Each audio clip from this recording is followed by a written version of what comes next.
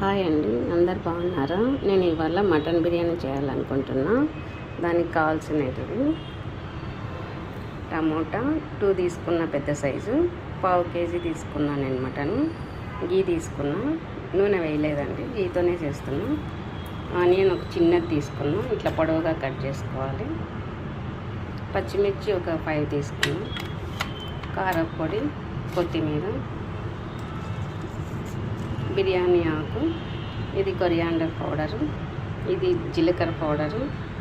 ఇది నేను బిర్యానీ ఆకుతో పాటు చెక్క, లవంగ, యాలకులు అవన్నీ వేస్తాం కదా పోపులో, అట్లా వేయకుండా ఇట్లా పౌడర్ చేసి తీసుకున్నా. ఇది మటన్ మసాలా, ఇది సాల్ట్, ఇది బిర్యానీ మసాలా. అంతే అండి. ఇప్పుడు కుక్కర్ పెట్టానండి, వేడైంది. గీ తీసుకుంటున్నా. నేను ఆయిల్ ఎందుకు వేయలేదంటే గీతో చేస్తే టేస్ట్ చాలా బాగుంటుందండి, లేదా 2 కలిపైనా వేయచ్చు, కానీ వట్టి ఆయిల్తో చేస్తే అంత టేస్ట్ రాదు. నేను వట్టి గీనే తీసుకున్నా. ఇంట్లో ఆనియన్ వేసుకుంటున్నాను.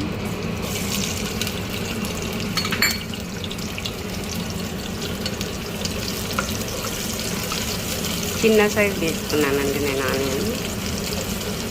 నేను ఇప్పుడు అల్లం వెల్లుల్లి పేస్ట్ వేయడం లేదండి, వేయకపోయినా టేస్ట్ ఉంటుంది బిర్యానీ. చూడండి ఎందువల్ల అంటే ఇప్పుడు మసాలాలు ఎక్కువ తీసుకున్నాను కదా, మటన్ మసాలా తీసుకున్నా, బిర్యానీ మసాలా తీసుకున్నా, దాంట్లోనే ఆ ఫ్లేవర్ ఉంటుంది అనుకుంటా.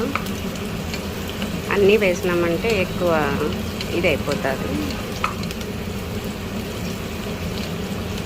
మసాలాలు తగ్గించాలా, నేను మసాలాలు ఎక్కువ వేసేస్తున్నా.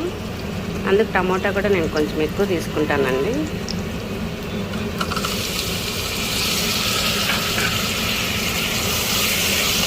పెద్ద సైజు తీసుకున్నా, 2 తీసుకున్నా. ఈ టమోటా వేసినప్పుడు పులుపు ఉంటుంది కదా, ఈ పులుపు వేసినప్పుడు మనం కొంచెం మసాలాలు ఎక్కువ వేసుకున్నా కూడా కారం అనిపించదండి. మటన్ పీసెస్ తక్కువ ఉన్నా కూడా మసాలా కొంచెం ఎక్కువ ఉండి రైస్ బాగుంటే, పిల్లలు రైసే కావాలంటారు, పీసెస్ ఎక్కువ తినాలన్నారు. రైస్ బాగుండాలంటే కొంచెం టమోటా ఎక్కువ పడితేనేనండి.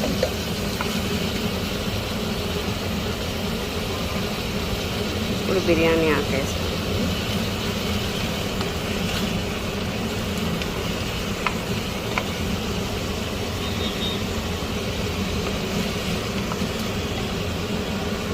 పచ్చిమిర్చి ఇలా కట్ చేసుకున్న వేస్తున్నానండి.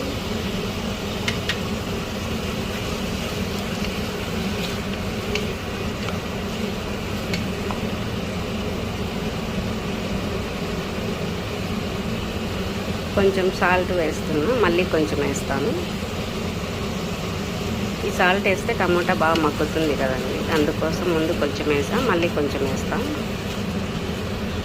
ఇలా ఒక 1 మినిట్ పైనే కొంచెం ఇలా కలబెడుతూ ఉంటే మగ్గుతుంది టమోటా. తర్వాత మసాలాలు అవన్నీ వేస్తానండి. ఇప్పుడు ఇది చెక్క, లవంగ, యాలకులు, మరాఠీ ముక్క అవన్నీ పౌడర్ చేసుకున్నాను అన్నాను కదండి, ఆ పౌడర్ ఇలా వేస్తున్నాం. ఈ పౌడర్ ఇలా వేసామంటే కనిపించదు మనం పౌడర్ వేసినట్టు, కానీ టేస్ట్ ఉంటుంది, ఫ్లేవర్స్ అన్నీ బాగా కనిపిస్తాయి, టేస్ట్ ఉంటుంది. అందుకని నేను పౌడర్ లాగా చేసి పెట్టుకుంటాను, అదే అన్నిట్లో వేసుకుంటూ వస్తాను. అట్లా వేయను, చెక్క, లవంగం సపరేట్ వేయను, పౌడర్ వేస్తాను.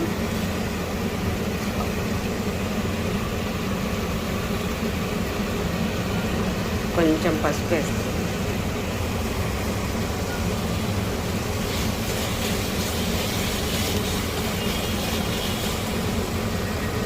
ఇప్పుడు ఇంకా ఈ మటన్ వేస్తున్నాను. నేను 1/2 కిలోనే వేస్తున్నానండి.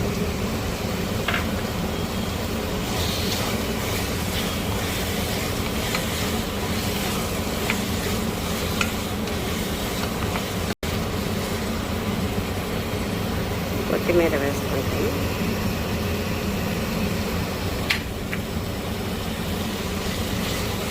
ఇదంతా ఒక 1 మినిట్ ఇలా కలబెట్టి తర్వాత మళ్ళీ పౌడర్లు వేస్తానండి.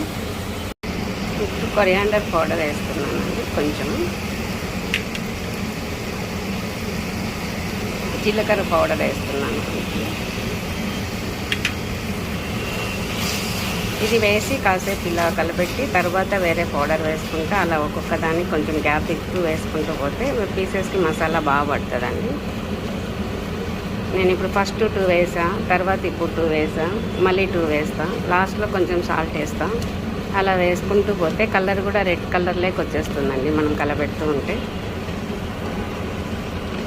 ఇప్పుడు చూడండి కలర్ లేదు, ఇంకా కొంతసేపటికి వస్తుంది కలర్ మనం వేస్తూ ఉంటే. అన్నీ ఒకేసారి వేయకుండా గ్యాప్ ఇస్తూ వేయాలండి. ఇప్పుడు ఇది బిర్యానీ మసాలా వేస్తున్నానండి. కొంచెం నేను 1 మినిట్ అలా టైం అంటే కరెక్ట్ ఏం లేదు కానీ కొంచెం అలా టైం తీసుకుంటూ వేసుకుంటూ వస్తానండి. ఇది మటన్ మసాలా వేసానండి. ఈ 2 వేసా కదా, ఇంకొక 1 మినిట్ ఇలా కలబెడుతూ ఉంటాను. తర్వాత మళ్ళీ ఇంకా వేసుకుంటూ వస్తా. అప్పుడు కలర్ వచ్చేస్తాయండి, పీసెస్ బాగా కలర్ వస్తాయి, మసాలా బాగా పీసెస్ పడుతుంది. ఇంకొక 1 మినిట్ తర్వాత మళ్ళీ వేస్తాం. ఇప్పుడు కారం వేస్తున్నానండి. 1 స్పూన్ ఉంటుంది, సరిపోతుంది నాకు కారము. కొంచెం అప్పుడు సాల్ట్ వేసాను కదా, కొంచెం ఉండింది కదా, ఆ కొంచెం ఇప్పుడు వేస్తున్నాను. టేస్ట్ చూసి చాలకపోతే కారం ఉప్పు మళ్ళీ వేసుకోవచ్చు. ముందే వేసేసామంటే మళ్ళీ తీలేం కదా సాల్ట్ అని, సరిపోతుంది. ఇప్పుడు ఇది ఇంకా 1 మినిట్ ఇలా కలబెడుతూ ఉన్నామంటే పీసెస్ ఇప్పుడు ఈ కలర్ కొంచెం కలర్ వచ్చాయి చూడండి అప్పటికి ఇప్పటికి. ఇంకొక 1 మినిట్ ఇలా కలబెట్టామంటే బాగా కలర్ వచ్చేస్తుంది. ఒక 1 మినిట్ తర్వాత కలర్ చూడండి ఎంత బాగా వస్తుంది. చూడండి ఇప్పుడు ఎంత బాగా వచ్చిందో. 1 మినిట్గా 2 మినిట్స్ దాకా పెట్టానండి ఇలాగే. కలర్ చూడండి ఎంత బాగుందో, అప్పటికి ఇప్పటికి ఫస్ట్లో వేసినప్పటికీ కలర్ చాలా బాగా వచ్చిందండి. నాకు అన్నీ ఉప్పు కారం సరిపోయాయి, అప్పుడు వేసిన సాల్ట్ సరిపోయింది, ఇంకా వేయలేదు. నేను రైస్ కుక్కర్లో చేస్తానండి బిర్యానీ. ఇప్పుడు ఇది 4 విజిల్స్ పెడతాను, ఇంకా తర్వాత ఇది తీసుకెళ్ళి రైస్ కుక్కర్లో కలిపేస్తాను. బాగుంటుందండి రైస్ కుక్కర్లో చేసినా కూడా. ఇదే కుక్కర్లో చేస్తే ఇంకా అక్కడక్కడ ముద్దలాగా వస్తుంది, రైస్ కుక్కర్లో అయితే బాగా పలుకులు పలుకులు వస్తుంది, బాగుంటుంది. చూపిస్తా చూడండి ఒకసారి, ఈజీగా ఉంటుంది రైస్ కుక్కర్లో చేస్తే. కొంచెం వాటర్ వేసేసి ఇంకా 4 విజిల్స్ పెడతాను. ఈ వాటర్ ఎంత ఉంది చూసుకొని ఈ వాటర్ బట్టి నేను గ్లాస్కి 2 గ్లాసెస్ ప్రకారంగా వేస్తానండి వాటరు. దీంట్లో వాటర్ ఉంటుంది కదా, ఇది పోను వేస్తా. ఇంకా 4 విజిల్స్ పెట్టానండి. 4 విజిల్స్ పెట్టానండి. ఇప్పుడు విజిల్ పోయింది. ఇప్పుడు చూడండి ఇలా వాటర్ ఉంది కదా, ఈ వాటర్ పోను నేను మిగతాది వేసుకుంటా. గ్లాస్ బియ్యానికి 2 గ్లాసులు వాటర్ వేస్తానండి. ఇక్కడ ఈ గ్లాస్తో తీసుకుంటున్నా, కొంచెం తక్కువగా తీసుకుంటున్నా, 2 గ్లాసెస్ తీసుకుంటున్నా. అంటే 4 గ్లాసెస్ వేసుకోవాలి కదండి. ఇక్కడ 1 గ్లాస్ మైన ఉంది వాటరు, అందుకని ఇక్కడ 3 గ్లాసెస్ వేసుకుంటున్నా. 3 గ్లాసెస్ వాటర్.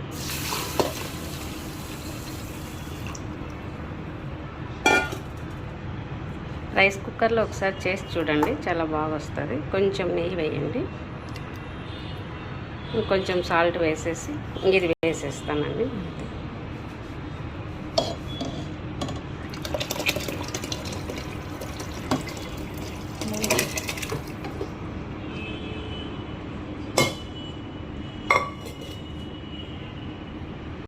ఇప్పుడు అది వేసేసాను. కొంచెం సాల్ట్ వేస్తున్నానండి. ఇది ఇంకా మామూలు రైస్ లాగానే రైస్ కుక్కర్ ఆన్ చేసేస్తే అయిపోతుందండి, అంతే. నేను ఇప్పుడు దీంట్లో అల్లం వెల్లుల్లి పేస్ట్ వేయలేదు, పెరుగు వేయలేదు. కానీ అన్ని రొటీన్ ప్రతిరోజు పెరుగు అలా అన్నీ వేసుకుంటూ పోతుంటే పిల్లలకి ఒకే టేస్ట్ ఉంటుందండి. ఇంట్లో బిర్యానీనా బయట బిర్యానీ బాగుంటుంది అంటారు. మనం మారుస్తూ చేస్తూ ఉన్నామంటే బిర్యానీ పెడతానంటే ఓకే అంటారు పిల్లలు. పిల్లల కోసం మనం అన్నీ మారాలండి. ఒక్కొక్కసారి పెరుగు వేయాలి, ఒక్కొక్కసారి తీసేయాలి, ఒకసారి అల్లం వెల్లుల్లి పేస్ట్ వేయాలి, ఒకసారి ఈ మసాలాలు వేయాలి. అలా ఒకటి వేసుకుంటూ ఒకటి తీసుకుంటూ అలా చేస్తూ పెడుతూ పిల్లలకి అప్పుడు వాళ్ళు ఏం టేస్ట్ బాగుంది అని ఏం మాట్లాడకుండా తింటారండి. నేను పిల్లల్ని ఉద్దేశించి ఇలా చేస్తూ ఉంటాను అన్ని వీడియోలు. మళ్ళీ రైస్ అయినాక ఒకసారి చూపిస్తానండి. ఇప్పుడు అయిపోయిందండి, కీపాన్లో పడింది రైస్. చూడండి టేస్ట్ కూడా చాలా బాగుంటుందండి. నేను ఇంకా టేస్ట్ చూడలేదు.